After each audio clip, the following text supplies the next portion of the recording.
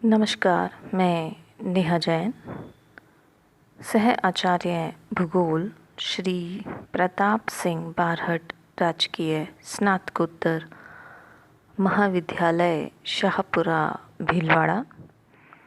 आज का विषय बीए द्वितीय वर्ष के प्रश्न पत्र द्वितीय आर्थिक एवं संसाधन भूगोल से संबंधित है। आज का विषय है संसाधनों का वर्गीकरण।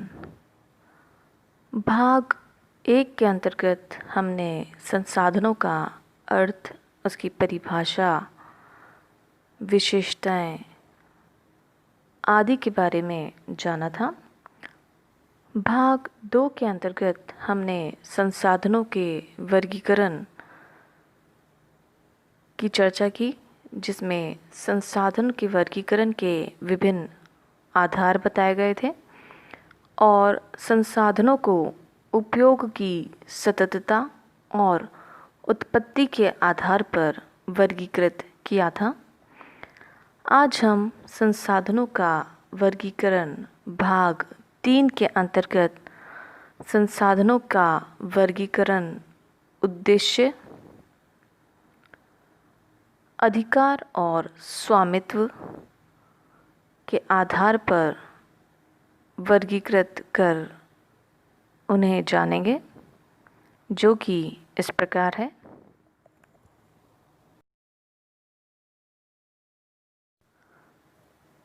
उद्देश्य के आधार पर संसाधनों का वर्गीकरण। उद्देश्य के आधार पर संसाधनों को मुख्यतः 3 भागों में बांटा गया है। पहला है ऊर्जा संसाधन, दूसरा है कच्चा माल और तीसरा है खाद्य संसाधन।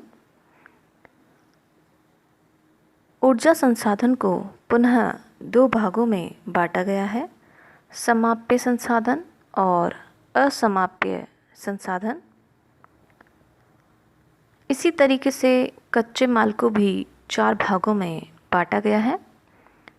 पहला है खनिज पदार्थ, दूसरा है वनस्पति, तीसरा है पशु और चौथा है उत्पादित पदार्थ। खाद्य संसाधन को भी पुनः 3 भागों में बांटा गया है। पहला है खनिज, दूसरा है वनस्पति और तीसरा है पशु और जीव जंतु। अब इनको विस्तार से जानते हैं। पहला है ऊर्जा संसाधन।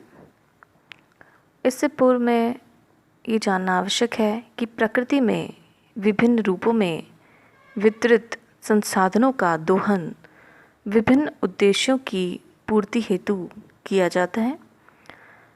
इस प्रकार उद्देश्य और उपयोगिता के आधार पर संसाधनों का वर्गीकरण निम्न अनुसार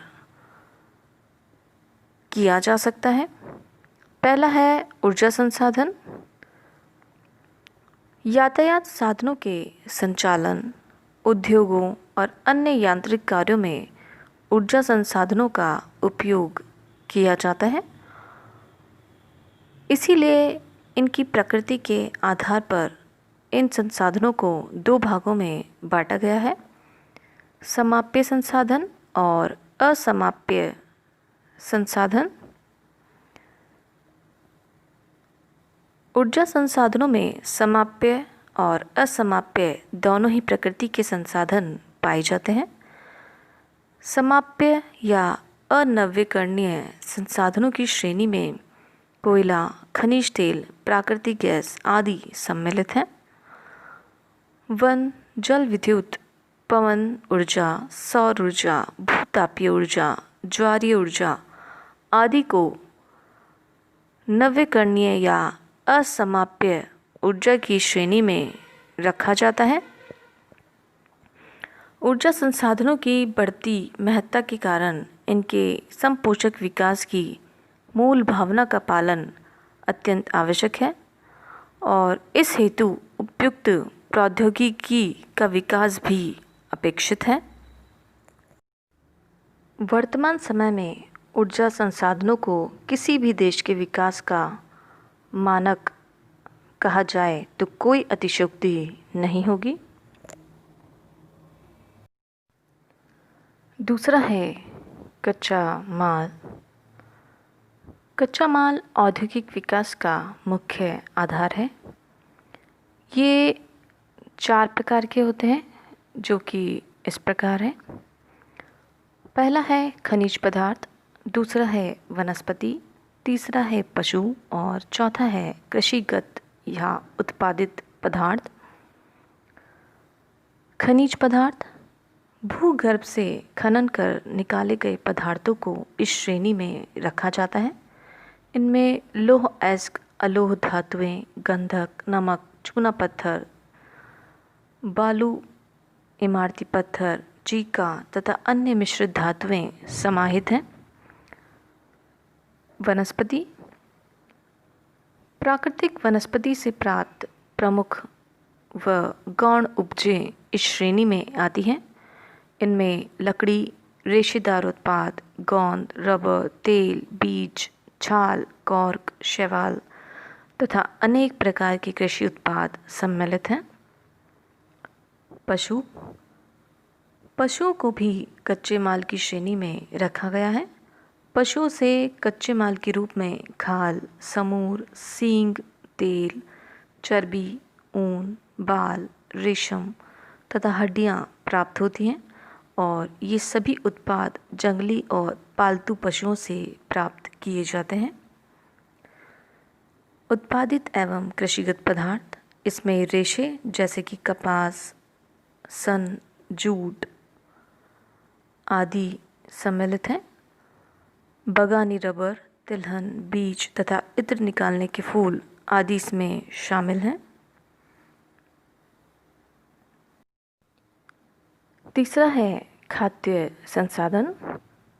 मनुष्य प्राचीन काल से खाद्य संग्राहक रहा है। खाद्य पदार्थ मुख्य रूप से 3 प्रकार के संसाधनों से प्राप्त होते हैं। पहला है खनिज, दूसरा है वनस्पति और तीसरा है पशु और जीव जंतु। खनिज, इसमें जल तथा चट्टानों से प्राप्त नमक समाहित है जो मुख्यतः खाद्य पदार्थ के रूप में प्रयुक्त होता है। वनस्पति, मनुष्य और पशुओं के भोजन का अधिकांश भाग वनस्पति उत्पादों से प्राप्त होता है जिनमें फल, कंदमूल, पत्तियां, खुम्बी आदि प्रमुख हैं। पशु और जीव जंतु, पशुओं और जीव जंतुओं से प्रमुख और गौण उपजें प्राप्त होती हैं। मुर्गी पालन, मधुमक्खी पालन, मत्स्य पालन आदि इसी श्रेणी में आते हैं।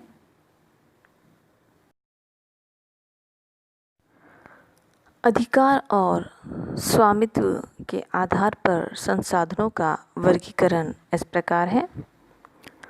अधिकार और स्वामित्व के आधार पर संसाधनों को 3 प्रकारों में बांटा गया है। पहला है अंतर्राष्ट्रीय संसाधन, इसे सार्वभौमिक संसाधन के नाम से भी जाना जाता है। दूसरा है राष्ट्रीय संसाधन और तीसरा है व्यक्तिगत संसाधन।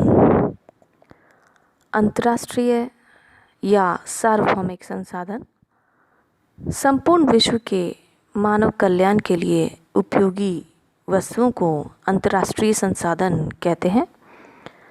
पृथ्वी का प्राकृतिक पर्यावरण इसी प्रकार का विश्वव्यापी संसाधन है। राष्ट्रीय संसाधन ग्लोब पर स्थित किसी भी देश की सीमाओं में विद्यमान संपदाओं को राष्ट्रीय संसाधन कहते हैं। भारत के खनिज भारतीय संसाधन के नाम से जाने जाते हैं।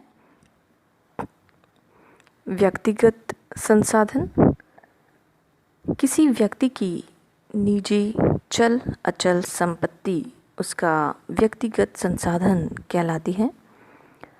पारिवारिक संपत्ति, भूमि, भवन, नकद धनराशि स्वास्थ्य, उत्तम चरित्र, ईमानदारी तथा मानसिक क्षमता एवं कौशल आदि व्यक्तिगत संसाधन हैं।